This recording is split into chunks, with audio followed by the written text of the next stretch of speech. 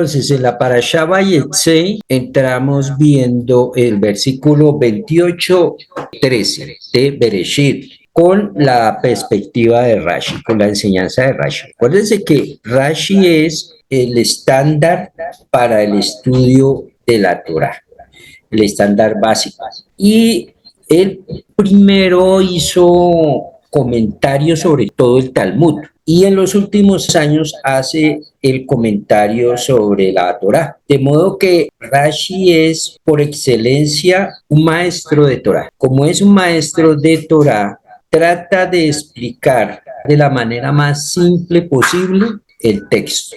Esto está dirigido para principiantes en estudio de Torah, ya que el estudio del Talmud se dejaba para edades más adultas. Bueno, el estudio de Torah dentro del pueblo judío se empezaba a enseñar desde los 5 años de edad. El estudio de Talmud de los 15 en adelante, donde ya se tiene un público más preparado. Es decir, que nosotros lo que estudiamos en la época de Rashi lo estudiaban los niños, dentro del contexto también de aquel que era judío viviendo dentro del pueblo, pues era el pan de todos los días, pues no era algo tan del otro mundo, empezaba a estudiar Talmud. Para estudiar con Rashi se va despertando de parte de nosotros la agudeza con la que él analiza los versículos. Entonces, hay versículos donde no hace ningún tipo de análisis explicativo porque no requieren, son fáciles de entender, pero hay versículos donde él analiza y ahí es donde uno tiene que poner cuidado porque ese versículo algo le suena a Rashi y por eso es que lo explica. Bereshit 28:13 nos dice, y resulta que Hashem estaba junto a él y le dijo, yo soy Hashem, Elohim de Abraham, tu ancestro, y Elohim de Isaac. La tierra sobre la que estás acostado te daré a ti y a tu descendencia. Eso lo dice esta versión al español. En la Torah con Rashi leemos, y he aquí que el Eterno estaba parado sobre él, dice, Alá, sobre él.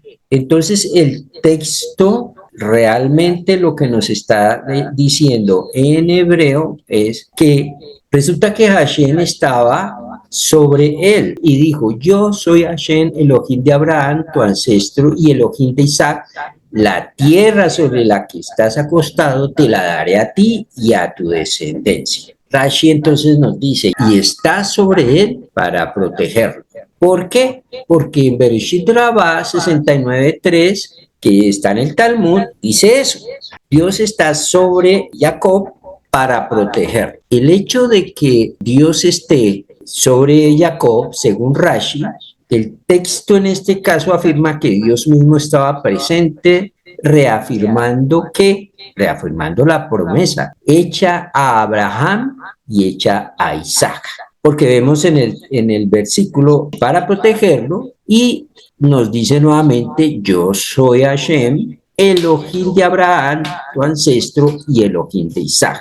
Entonces, le está diciendo, yo te protejo y yo soy el Dios que dio la promesa a Abraham y que dio la promesa a Isaac.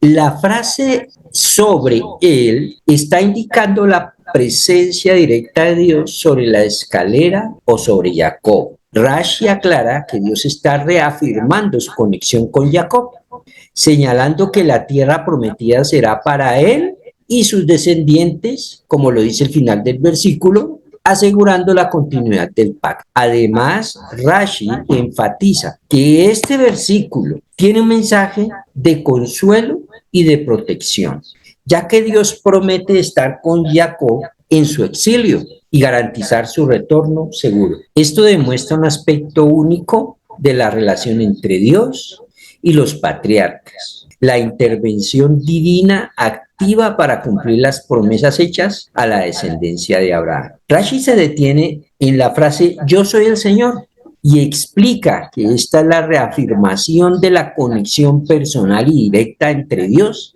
y Jacob. Al identificarse como el Dios de Abraham y el Dios de Isaac, entonces subraya la continuidad del pacto a través de las generaciones.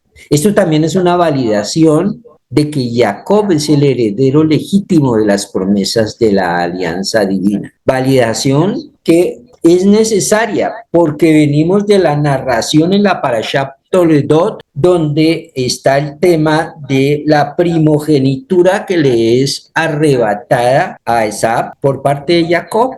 Rashi se detiene entonces en esta frase, yo soy el Señor, y explica que esta es una reafirmación de la conexión personal y directa hay entre Dios y ese heredero legítimo que es Jacob. Siguiendo la narración que nos tiene este versículo, entonces ya resolvimos esta primera parte.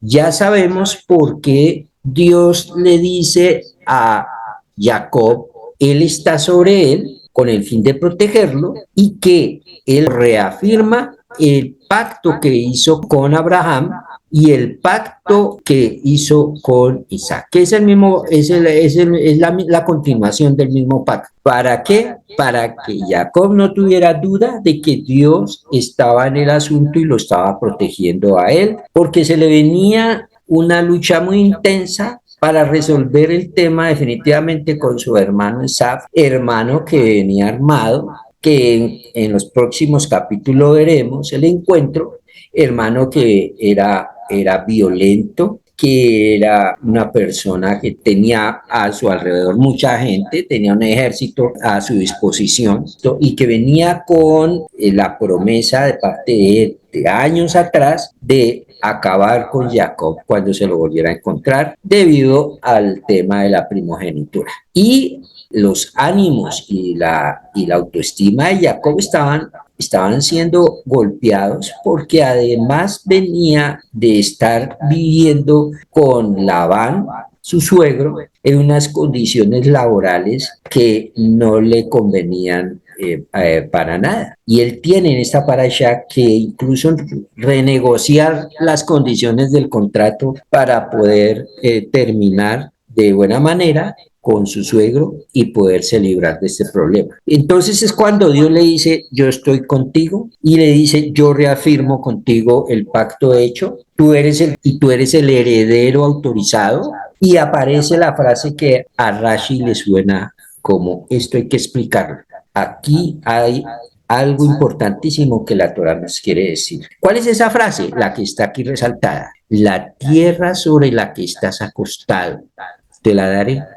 Bueno, eso lo entendemos normal, no hay ningún problema. ¿Cuál es el problema de entender que la tierra sobre la que está acostado te la daré? Pero hay un hecho que tenemos que tener en cuenta. Cuando dice la tierra sobre la que estás acostado, ese lenguaje está diciendo o una cosa muy simple, que es el pedacito de tierra sobre el cual estás, ese te lo voy a dar.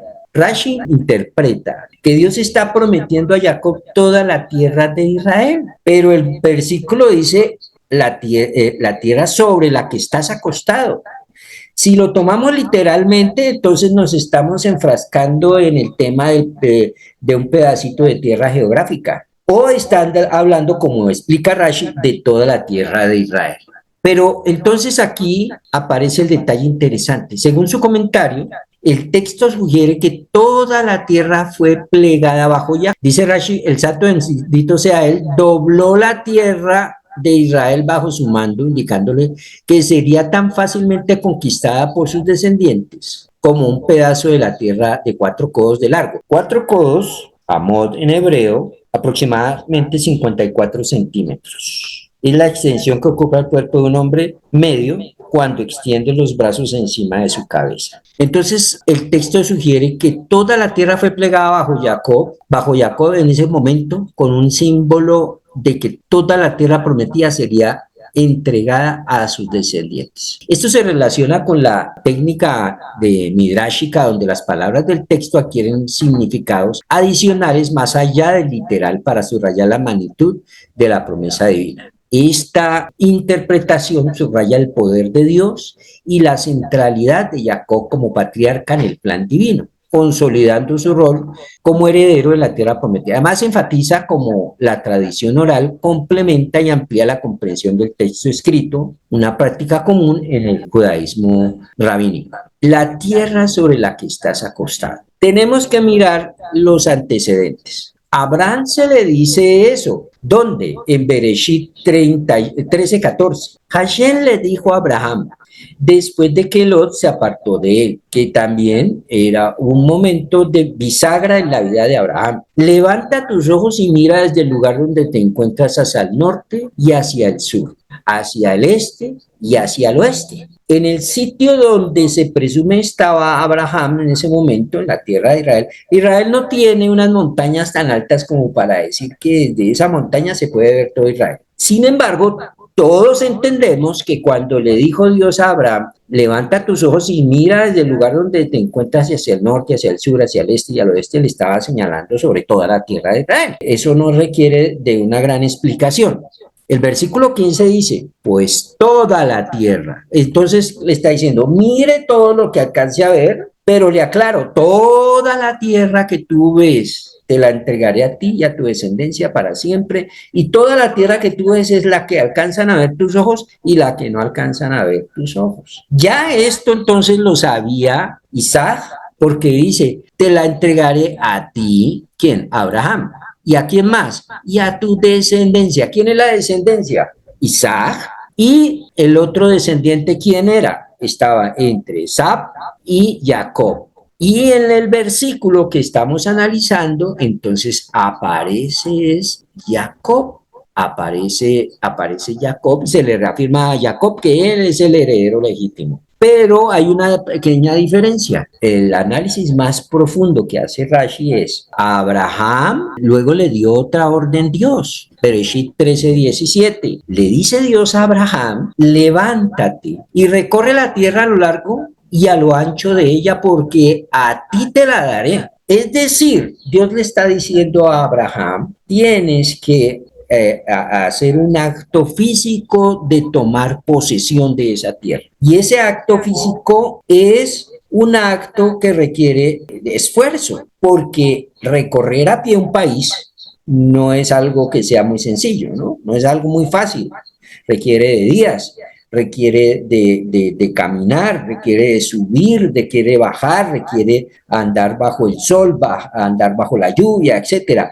Era un recorrido que requería de parte de Abraham mucho esfuerzo. Y Abraham lo hizo así, cumplió con la orden que le dijo Dios, pero a Jacob se la pinta de otra manera. Mira, Rashi dice, oye, pero es que a Jacob le está diciendo, acostado, durmiendo, le está diciendo, esto es tuyo, toda esta tierra es tuya, lo cual implica poco esfuerzo, lo cual implica que las condiciones para recibir la tierra por parte de Jacob y por parte de su descendencia es con muy poco esfuerzo.